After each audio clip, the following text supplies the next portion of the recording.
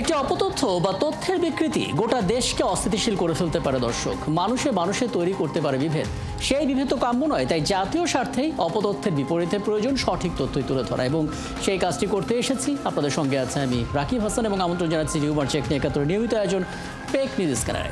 এবং দর্শক, আজ আমাদের সঙ্গে আছেন গণ অধিকার পরিষদের সাধারণ সম্পাদক রাশেদ খান, এবং আছেন ইন্টারনেট সার্ভিস প্রোভাইডার্স অ্যাসোসিয়েশন আইএসপিবির সভাপতি ইমদাদুল হক। এবং আপনাদের দুজনকেই স্বাগত জানাচ্ছি, কৃতজ্ঞতা জানাচ্ছি। আমরা একটা প্রতিবেদন শুরুতে দেখব, এবং সেই প্রতিবেদনটার পর আমরা সেটা নিয়ে আলাপ করব, যাতে একটা ধারণা পাওয়া যায় যে কি ধরনের অপতথ্য এখন আসলে ছড়াচ্ছে। বলে কি দর্শক, এবার পাকিস্তান ভারত উত্তেজনা নিয়ে মিথ্যা তথ্যের বাজার খুলে বসেছে ভারতীয় প্রচার মাধ্যম রিপাবলিক বাংলা। অপারেশন সিঁদুরের দৃশ্য বলে তারা রীতিমতো গাজার হামলার ভিডিও প্রচার করে ফেললো, তাও 2 বছর আগের। শুধু তাই না, এই ইস্যুতে গেল 2 দিনে শতাধিক ভুয়া ছবি আর ভিডিও ছড়িয়েছে সামাজিক যোগাযোগ মাধ্যমে। থেমে নেই দেশের গুজবও। এই যেমন সাজেক দখল করে নিচ্ছে আরাকান আর্মি, এমন মিথ্যা তথ্য আর বানানো ভিডিও ছড়িয়ে দিয়ে আতঙ্ক তৈরির চেষ্টা চলছে ফেসবুকে। সংবেদনশীল এমন 5টি অপতথ্যের ফ্যাক্ট চেক আমার হাতে, শুরুতে সেটা দেখে নেব, তারপর আলাপে যাব। অভিযোগ আছে, সংবাদের নামে বেশিরভাগ ক্ষেত্রে গুজব প্রচার করে ভারতীয় প্রচার মাধ্যম রিপাবলিক বাংলা। চিৎকার আর ভাড়ামো দিয়ে সেই অপতথ্যগুলো বিশ্বাসযোগ্য করার আপ্রাণ চেষ্টাও চালানো হয়। তবে সেটা বেশিক্ষণ টেকে না, কারণ ফ্যাক্ট চেক করে সত্যটা বেরিয়ে আসে। এই যেমন বুধবার রাতে রিপাবলিক বাংলা একটা ভিডিও প্রচার করে বলতে থাকে, দেখুন পাকিস্তানকে কিভাবে শেষ করে দিচ্ছে ভারত, দেখুন। কিন্তু ফ্যাক্ট চেক করে দেখা গেল সেটা ছিল গাজায় ইসরায়েলি বিমান হামলার দৃশ্য, তাও ভিডিওটি 2023 সালের। ওদিকে পাকিস্তান দাবি করেছে তারা ভারতের 5টি যুদ্ধ বিমান ভূপাতিত করেছে। এই ঘটনার প্রেক্ষিতে পাকিস্তানের হামলায় বিধ্বস্ত ভারতের যুদ্ধ বিমানের দৃশ্য দাবিতে একটি ছবি ইন্টারনেটে প্রচার হচ্ছে। ফ্যাক্টচেক প্রতিষ্ঠান রিউমার স্ক্যানার নিশ্চিত করে প্রচারিত ছবিটি বাস্তব নয়, বরং এটি কৃত্রিম বুদ্ধিমত্তা প্রযুক্তি ব্যবহার করে তৈরি করা হয়েছে। সামাজিক যোগাযোগ মাধ্যমে একটি ছবি ছড়িয়ে পড়েছে, যেখানে হাসনাত আবদুল্লাহকে 2 পা এবং 1 হাত ব্যান্ডেজ মোড়ানো এবং হুইল চেয়ারে বসা অবস্থায় দেখা যায়। দাবি করা হচ্ছে এটি গাজীপুরে তার উপর হামলা পরবর্তী ছবি। ছবির কমেন্টে চলেছে সাইবার বুলিং। পরে ফ্যাক্ট চেক করে সত্যিটা সামনে আসলো, জানা গেল হাসনাত আবদুল্লাহর এই ছবিটি বাস্তব নয়, বরং এটাও কৃত্রিম বুদ্ধিমত্তা প্রযুক্তি ব্যবহার করে তৈরি করা হয়েছে। ওদিকে বিএনপির স্থায়ী কমিটির সদস্য মির্জা আব্বাসের ছবি ব্যবহার করে দৈনিক জনকণ্ঠের আদলে একটি ফটোকার্ড সামাজিক যোগাযোগ মাধ্যমে ছড়িয়ে দেওয়া হয়েছে, যেখানে দাবি করা হয়েছে মির্জা আব্বাস নাকি চাঁদাবাজিকে সমর্থন করে বক্তব্য দিচ্ছেন। তবে সত্যিটা সামনে আনলো রিউমার স্ক্যানার। তারা জানায় এমন কোনো মন্তব্য করেননি মির্জা আব্বাস, এবং জনকণ্ঠ এমন কোনো ফটোকার্ড বা সংবাদ প্রকাশ করেনি। জনকণ্ঠের আদলে ফটোকার্ড তৈরি করে ভুয়া এই দাবিটি প্রচার করা হয়েছে। এখানেই শেষ নয়। সম্প্রতি সাজেকে আরাকান আর্মির আগমনের আশঙ্কায় পর্যটকদের পুলিশি পাহারায় দ্রুত সাজেক থেকে সরিয়ে নেওয়া হচ্ছে এমন দাবিতে একটি ভিডিও ইন্টারনেটে প্রচার করা হয়েছে। তবে ফ্যাক্ট চেক করে জানা যায় দাবিটি সঠিক নয়, বরং পর্যটকদের নিরাপত্তা নিশ্চিত করতে স্বাভাবিক স্কর্টিংয়ের সময় ধারণকৃত ভিডিও সংগ্রহ করে সেটা মিথ্যা দাবিতে প্রচার করা হয়েছে। দর্শক, আজকে 5টি অপতথ্যের ফ্যাক্ট চেক বিশ্লেষণ করে দেখা গেল বেশিরভাগ গুজব ছড়িয়েছে ভারত পাকিস্তান উত্তেজনাকে ঘিরে। ধর্মীয় এবং রাজনৈতিক ইস্যুতেও অপতথ্য ছড়িয়েছে, ব্যবহার হয়েছে এআই এবং ছড়িয়ে দেওয়া হয়েছে সবকটি সামাজিক যোগাযোগ মাধ্যমে। রাকিব হাসান, 71। আমরা আসলে অনেক অপতথ্য দেখেছি, সেগুলোর ফ্যাক্ট চেকও আমাদের চোখে পড়েছে, বিশ্লেষণও করেছি, এবং সেখান থেকে সবচেয়ে সংবেদনশীল 5টা বাছাই করার চেষ্টা করলাম, যাতে একটা ধারণা খুঁজে পাওয়া যায় যে পরিস্থিতিটা কেমন। আগে জানিয়েছি আমাদের সঙ্গে আমাদের অতিথিরা আছেন, গণ অধিকার পরিষদের সাধারণ সম্পাদক রাশেদ খান আছেন ইন্টারনেট সার্ভিস প্রোভাইডার অ্যাসোসিয়েশন আইএসপিবির সভাপতি ইমদাদুল হক। আপনাদের দুজনকে স্বাগত জানাচ্ছি। জনাব রাশেদ খান, আমি যখন আপনার সঙ্গে কথা বলছি, আপনি নিশ্চিত থাকুন তখনও কোনো না কোনো গুজব ছড়াচ্ছে কোনো না কোনো প্ল্যাটফর্মে। কিছুদিন আগেও আমরা প্রতিবেদন তৈরি করেছিলাম আপনার দলের শীর্ষ নেতা রুহুল হক নূর, তিনি নাকি বিএনপিতে যাচ্ছে এরকম কথা, আপনাকে নিয়ে কথা শোনা যাচ্ছিল আপনি এনসিপিতে যাচ্ছেন, সব কিছু এরকম করে ছড়াচ্ছে। মৃত্যুর খবর তো আছেই, মানে এটা তো বাদই দিলাম। এরকম চলছে। আমরা চেষ্টা করছি যতটুকু পারা যায় ফ্যাক্ট চেক করতে, কিন্তু রাজনৈতিক দল হিসেবে আপনারা আসলে কতটুকু উদ্বিগ্ন বিষয়টা নিয়ে, এবং সামগ্রিকভাবে দেশ বিবেচনায় দেশ কতটা ঝুঁকির মধ্যে পড়ছে? কারণ প্রান্তিক অঞ্চলের মানুষ কিছু না কিছু হলেও বিশ্বাস করে ফেলে। কি বলবেন আসলে? ধন্যবাদ সবাইকে। গণ অধিকার পরিষদের পক্ষ থেকে শুভেচ্ছা।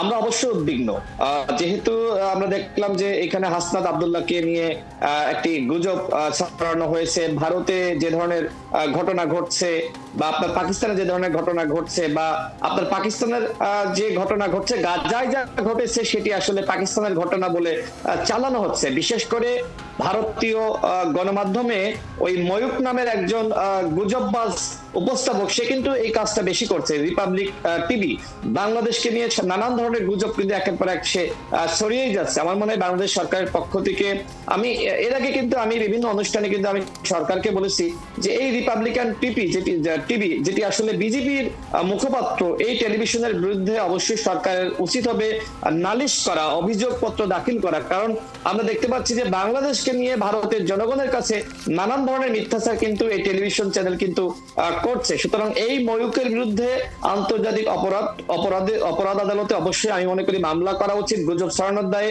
এবং একই সাথে সরকারের উচিত হবে ভারতীয় হাই কমিশনারকে তলব করা যে বাংলাদেশকে নিয়ে সরকারকে নিয়ে মানে এখনই আমাদের উচিত একটা আইনগত পদক্ষেপ নেওয়া, সেটা আন্তর্জাতিক পরিসরে হোক বা যেভাবে। অবশ্যই আমরা মনে করি অবশ্যই শুধুমাত্র হ্যাঁ, আমি আবারও করবো আপনার সঙ্গে। আমি এই জায়গায় একটু জনাব ইমদাদুল হক আপনাকে আনতে চাই। মানে ইন্টারনেট যাদের হাত ধরে আমাদের বাসা বাড়িতে পৌঁছায়, তারাই আপনারা এবং আপনাদের নেতৃত্বে আসলে সেই ইন্টারনেটের জায়গাগুলো থেকে আমরা ব্যবহার করি। মুশকিল হচ্ছে কিছু কিছু জায়গা থাকে ডিজিটাল হাইওয়েতে ঝুঁকি তৈরি করে। আপনার অভিজ্ঞতা থেকে বলবেন ওই ঝুঁকি তৈরির পথগুলো আমরা আসলে কীভাবে বন্ধ করতে পারি? ধন্যবাদ আপনাকে এবং ৭১ টিভির সকল দর্শক শ্রোতাদেরকে।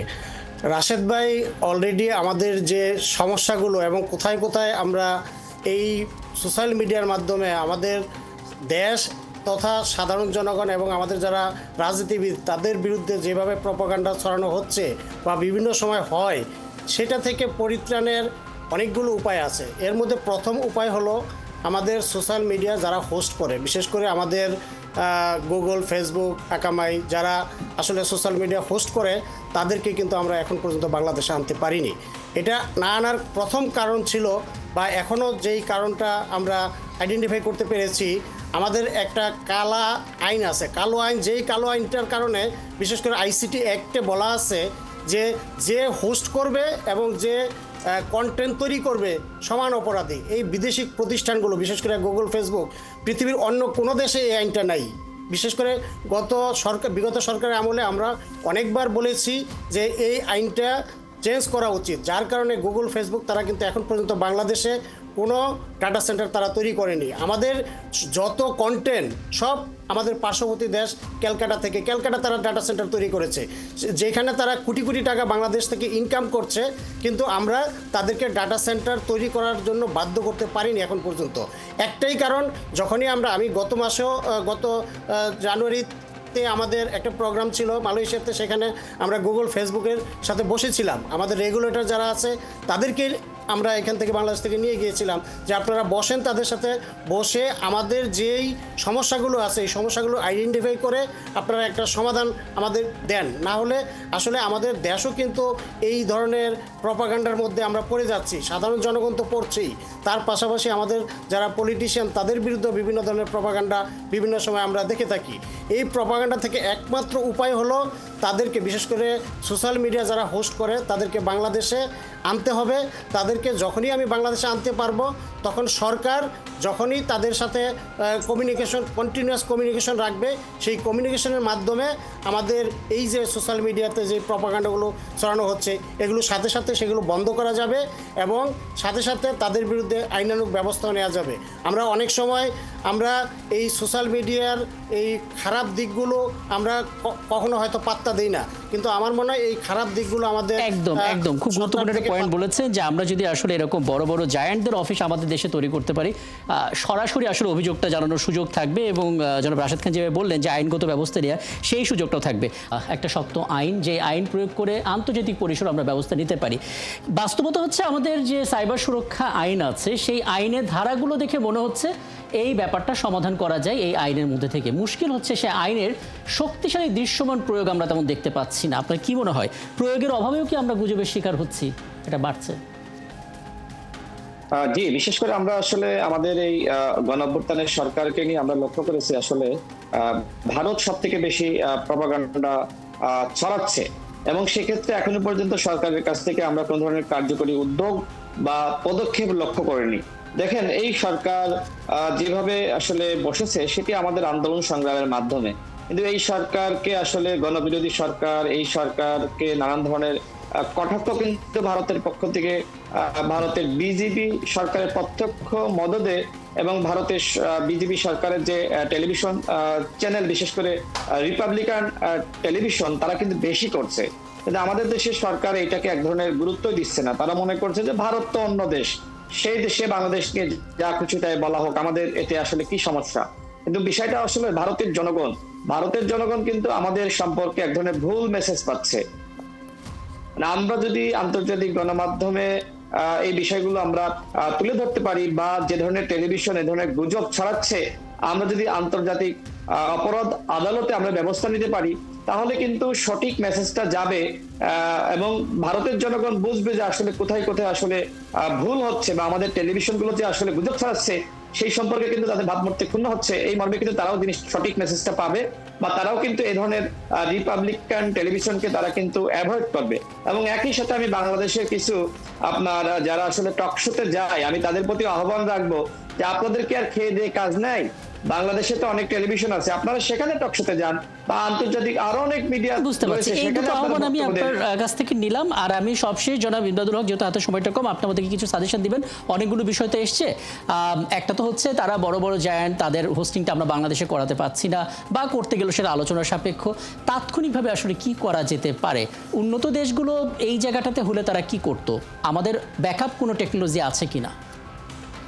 ধন্যবাদ আপনাকে। আসলে উন্নত দেশগুলোতে প্রথমেই তারা পলিসি তৈরি করে এরপর তারা যে কোনো ডেভেলপমেন্ট বা যে কোনো নতুন টেকনোলজি সামনে নিয়ে আসে। কিন্তু আমাদের দেশের সমস্যা হয়ে গেছে যে আগে আমরা ইউজ করি, তারপরে আমাদের জন্য পলিসি তৈরি হয়। আমরা এই জায়গাটাতে একটু পিছিয়ে আছি।